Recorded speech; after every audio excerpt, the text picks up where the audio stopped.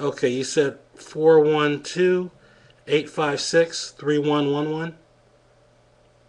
1111. All one. Okay.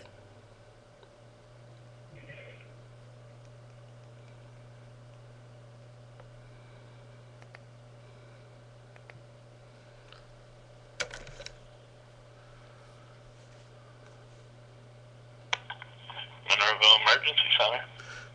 Yes, sir. Is this call recorded? Yes, it is. Okay. Can you give me some information on how to file a complaint against a Monroeville police officer? Usual way we do that is have you talk to a supervisor. Okay. Is there a supervisor available? I can transfer you back to their office. If there's nobody there, leave a message and somebody will get back to you. Okay. Thank you very much. Hold on 1 second. All right. And young lady, what's the officer's name? Sergeant Edward. Yes, sir. Yes, sir. Can you hear me? Yes. Yeah. I'm calling to get some information on how to file a complaint against a police officer from Monroeville. Against a police officer? Yes. Okay. What happened? Well, Is this something today? no, and if you maybe you can tell me if I have enough to make a complaint in the first place, okay? Let's say I have a traffic accident and an officer shows up at the scene and starts yelling at me and at some point, is threatening me and he says he's going to write me a ticket because I'm upset. Would that be appropriate? It depends. I mean, I'd have to talk to the officer and find out, what he has to say about it. Was this an incident today? Was this an accident today? No, it's in the last couple of days. And I have one more question. Would it be appropriate for an officer to put his hands on me if I'm cooperating and not doing anything? To be honest with you, sir, just speaking from my personal experience, I have been on accident scenes myself where sometimes people are excited.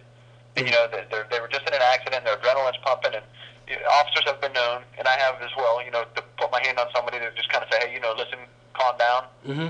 Maybe keep them back away from me because I felt they were coming into my personal space. Mm-hmm. Mm-hmm.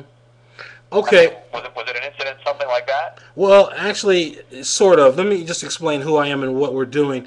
I'm a victims advocate with policeabuse.com. I have a young woman on the phone who called us about an incident with one of your officers, and she's attempting to get this complaint investigated, and she's quite upset about how she was treated. She is willing to speak with your office to pursue the investigation of the complaint. We wanted to find out what the procedure and the process was so that she would know what to expect as she embarked on this path. In terms of what the officer did, she gave us pretty much two major things. One is he was threatening to arrest her for crying. And I didn't understand why he would make such a comment to her, but apparently it upset her even more. And then at some point during the encounter, he grabbed her and put her in a chokehold, claiming that he was actually trying to protect her from being struck by traffic. She didn't feel that way about it and really was concerned that he just did it out of spite because he was already upset with her. Now, I'm a retired sheriff detective and an investigator, and I'm a federal civil rights expert, so I know that there's always two sides to every story, and I expect the officer will have some response. But she does want this investigated, and I simply wanted to get her directed to the right path to get that accomplished. So if you can tell me perhaps now what she needs to do next to get this investigated, I'll make sure that she contacts the appropriate parties. Well, first of all, she needs to call up here. She's going to have to supply date, incident, time, Mm-hmm. First, second, third shift, and then her side of the story. And first step would be that would be handled by the shift supervisor. Okay. And then he would advise from there. I'm sure he would speak with the officer. Okay. Breen, like you said, there's obviously two sides to every story. Yeah, let me just ask her what time it happened, and then you can perhaps direct me to the appropriate supervisor.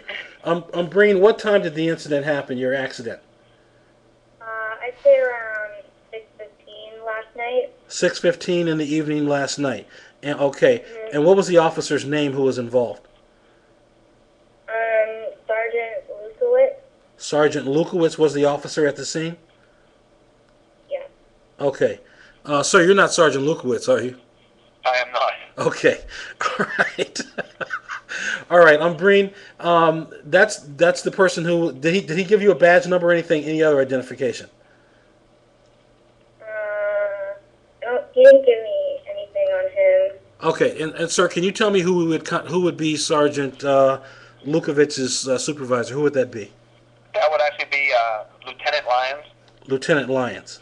Okay. and he will be in today at 3 o'clock if you would like to give him a call. Okay, I will give him a call back later today then. Thank you very much. Okay. All right. All right. Thank you. Bye. Okay, Breen.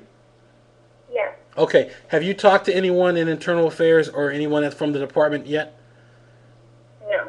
Okay. Here's where we are right now with your complaint. Let me just tell you what to expect next. And I'm not going to say that this guy was hostile to the complaint, but I can tell you that generally speaking, the police circle the wagons when complaints come in, so don't be surprised if they're a little hostile. I'm going to kind of tell you what to expect in the next step of the process, which is this. When I call him back later today and tell him that you have a complaint, he's going to want your contact information. If you're okay with that, I'll provide it. If you're not, then I can have him call me, and I can make arrangements for you to call him at a later time. Okay? Okay. All right. Would you rather do it that way, or do you want me to give him your number and have him call you directly? If he called me directly, what would he say to me? He's just going to ask you when you would be able to come down, or he may get some general idea of what the story is over the phone, and then he's going to ask you to come in for an interview, and they're going to ask you what happened, and you're going to tell the story as you told it to me. And if the story is what you said it was, which I have no reason to believe it's not, then they're going to start their investigation. And I can tell you that there may be some evidence that we should look for, or you should look for on your own, and I would suggest that you get copies, if they have them, of any recordings that the officer may have taken in the field. He may have had a recorder running in the car, he may have had a body recorder running, so you need to get those things. Next thing you need to get, there are activity logs that the officers fill out, both in some cases online and notepads.